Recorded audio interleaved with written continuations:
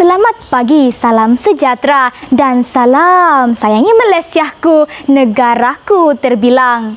Sejambak kasih seharum kasturi buat pengacara majlis, barisan panel hakim yang arif lagi bijaksana, penjaga masa yang setia dengan masanya, rakan-rakan seperjuangan yang cukup berkredibiliti, seterusnya warga dewan yang dikasihi, dekati hati. Peradaban dan tamadun bangsa dibina oleh bahasanya sendiri, baik dari aspek prosa maupun kreatif. Keindahan estetika sebagai emosi kepada jiwa itulah karya kreatif. Begitulah kata-kata Syed Othmar bin Syed Omar yang merupakan penulis, novelis dan cerpenis penting tanah air.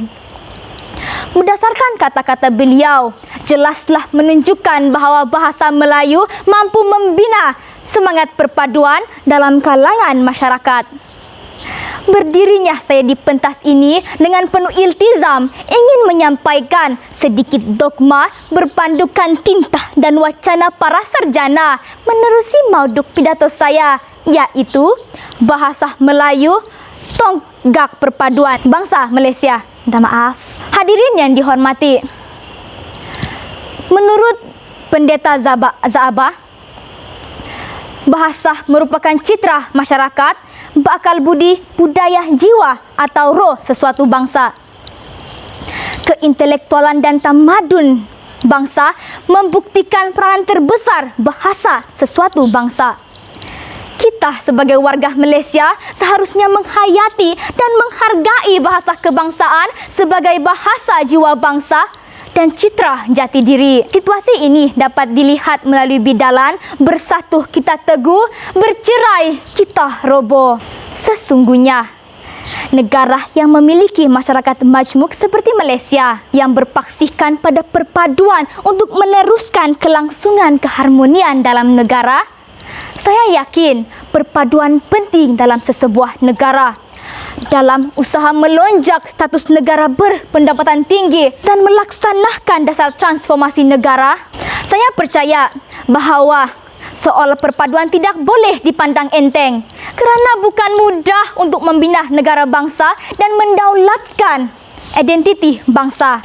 Usaha membina negara bangsa yang bersatu padu ini sebenarnya boleh dicapai sekiranya setiap rakyat di Malaysia mengerti akan kepentingan bahasa kebangsaan sebagai tonggak perpaduan jiwa bangsa. Hadirin yang dihormati, sebagai tirai pembukaan yang pertama, adalah baik jika kita menelusuri akar-akar cercuk sejarah sebelum terbentangnya hamparan indah negara Malaysia. Apabila memorabilia ini membawa kita ke ratusan tahun yang lampau, jelaslah bahawa bahasa Melayu sudah berfungsi sebagai bahasa lingua franca yang didefinisikan sebagai bahasa perantaraan antara masyarakat ketika itu. Hal ini dapat dibuktikan dengan jelas apabila kita meneliti catatan ilmuwan Inggris yang bernama R.O. Winstead yang mengatakan bahawa bahasa Melayu telah digunakan sebagai bahasa perdagangan yang mengeratkan hubungan masyarakat yang mengunjung ke Melaka ketika itu. Daripada golongan pendeta sehinggalah golongan biasa, setiap insan di Melaka bertutur menggunakan bahasa tercinta kita yang tidak lapuk dek hujan, tak lekang dek panas. Tidak lain dan tidak bukan, sudah tentu bahasa Melayu kita. Nah, apalagi yang kita pertikaikan tentang kemampuan bahasa kebangsaan kita sebagai wadah perpaduan.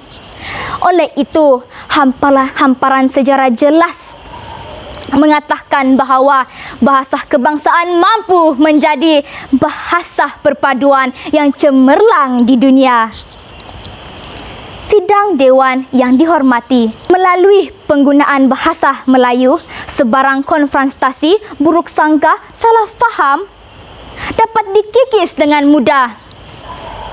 Saya suka meminjam kata-kata pujangga Pendeta Zaaba, bahasa menunjukkan bangsa. Apabila kita melihat masyarakat bertutur dalam bahasa Melayu, sudah terang lagi bersulu mereka ialah rakyat Malaysia. Berdasarkan kata-kata hikmat tersebut, saya yakin bahawa bahasa Melayu sedikit sebanyak dapat mengurangkan semangat kemelayuan, keindiaan dan kecinaan dalam diri masyarakat. Hai ya, ini balangan mana ada halgao. Dia punya bau saya macam mau pengsan. Tapi itu orang mau roti satu, kari kaplas satu. Pelatlah dengan pengaruh bahasa natif, asalkan setiap kaum di Malaysia dapat bertutur dan bertukar-tukar pendapat dengan hanya menggunakan bahasa Melayu. Apa yang penting? Setiap masyarakat di Malaysia tidak kekok untuk berkomunikasi dengan menggunakan bahasa kebangsaan. Apabila tidak kekok untuk berkomunikasi, sudah tentu mereka juga tidak kekok untuk bermesra. Apabila sudah bergaul mesra, saya percaya bahawa semangat perpaduan terbina kukuh dalam komuniti masyarakat majmuk itu. Oleh itu, jelaslah bahawa bahasa Melayu merupakan medium untuk mewujudkan semangat perpaduan dalam kalangan masyarakat Malaysia. Hadirin yang dihormati, dalam lautan ilmu yang memenuhi pustaka di Malaysia, sudah tentulah bahasa Melayu juga menjadi bahasa penyebaran ilmu pengetahuan.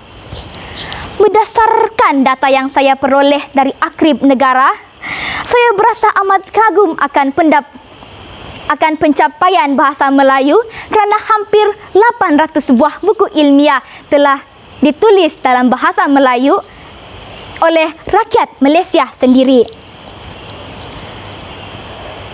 Untuk pengetahuan para hadirin, ilmu pengetahuan juga penting dalam membina semangat berpaduan dalam kalangan masyarakat. Sekiranya masyarakat tidak berilmu, ibarat masyarakat yang tidak bertamadun. Apabila tidak bertamadun, mereka akan bertindak membuta tuli mengikut hati dan naluri masing-masing, seperti enau dalam belukar melepaskan pucuk masing-masing, sehingga kucar-kacir akan menodai keamanan negara. Dalam soal keharmonian, saya percaya bahawa kita tidak mahu sebarang jurang yang bertatah dalam kehidupan masyarakat. Pada pendapat saya, jurang itu boleh memecah belahkan perpaduan yang telah lama kita kecapi selama ini. Apabila bahasa Melayu kembali dalam pengajaran subjek kritikal, saya percaya bahawa jurang itu dapat dirapatkan. Apabila jurang pendidikan dirapatkan, maka perpaduan dapat dipupuk dari alam persekolahan lagi, kerana melentur bulu biarlah dari rebungnya. Selain dasar baharu itu, usaha Kementerian Pelajaran Malaysia melaksanakan program memartabatkan bahasa Melayu, memperkukuhkan bahasa Inggeris dilihat sebagai wahana utama menjadi tonggak perpaduan dalam kalangan masyarakat Malaysia. Oleh itu, jelaslah bahawa betapa prihatinnya pihak kerajaan terhadap kedaulatan bahasa Melayu dan betapa arifnya kerajaan tentang peranan bahasa Melayu dalam memupuk perpaduan dalam kalangan masyarakat.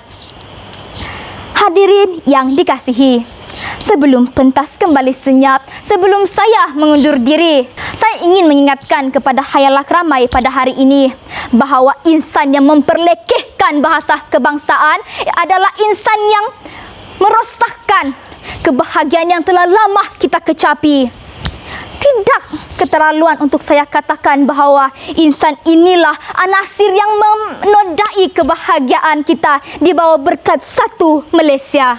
Oleh itu, sayangilah bahasa Melayu, hormatilah bahasa kebangsaan, kerana bahasa Melayu tonggak perpaduan bangsa Malaysia. Sekian dan terima kasih.